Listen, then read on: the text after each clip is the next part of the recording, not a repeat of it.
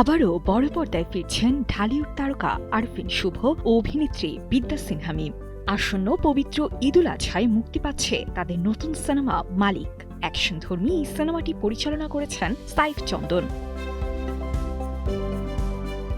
শাপলুডুর পর দীর্ঘ বিরতি ভেঙে আবারও একসঙ্গে দেখা যাবে শুভ ও মিমকে। তবে এবার তাদের হাজির করা হচ্ছে একেবারে ভিন্ন লুকে। পরিচালক সাইফ চন্দনের ভাষ্য, দর্শক নতুনভাবে আবিষ্কার করবেন এই জুটিকে।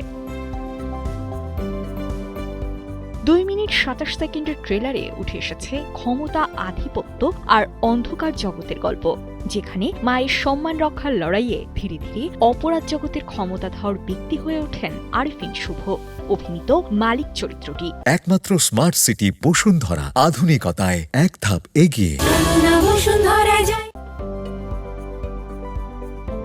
ট্রেলারের সংলাপেই মিলেছে বন্দরনগরীর অন্ধকার জগতের ইঙ্গিত, আর খল চরিত্রে বরাবরের মতোই শক্ত উপস্থিতি নিয়ে হাজির হচ্ছেন মিশা সওদাগর। এই সিনেমায় শুধু গ্ল্যামার নয়, অ্যাকশন অবতারেও দেখা যাবে মিমকে। চরিত্রের জন্য নিয়েছেন মার্শাল আর্ট ও অ্যাকশন কোরিওগ্রাফির বিশেষ প্রশিক্ষণ। জানা গেছে টানা 1.5 মাস মহড়া করেছেন তিনি। অন্যদিকে আরফিন শুভ নিয়েছেন কঠোর ফিটনেস ট্রেনিং ও ডায়েট। তবে ট্রেলার প্রকাশের পর সিনেমাটি ঘিরে তৈরি হয়েছে বিতর্ক। চিত্রনাট্যকার সিদ্দিক আহমেদ অভিযোগ করেছেন তার পাওনা পরিশোধ করা হয়নি এবং স্ক্রিপ্টে হস্তক্ষেপ করা হয়েছে। এমনকি নাম ব্যবহার না করার অনুরোধও নাকি রাখা হয়নি।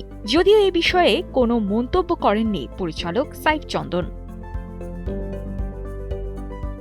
সব আলোচনা সমালোচনার মাঝেও ঈদে দর্শকদের জন্য বড় চমক নিয়ে আসছে মালিক, এমনটাই প্রত্যাশা নির্মাতার। অ্যাকশন, আবেগ এবং তারকাবহুল উপস্থিতিতে সিনেমাটি কতটা দর্শক মাতাতে পারে এখন সেটাই দেখার অপেক্ষা।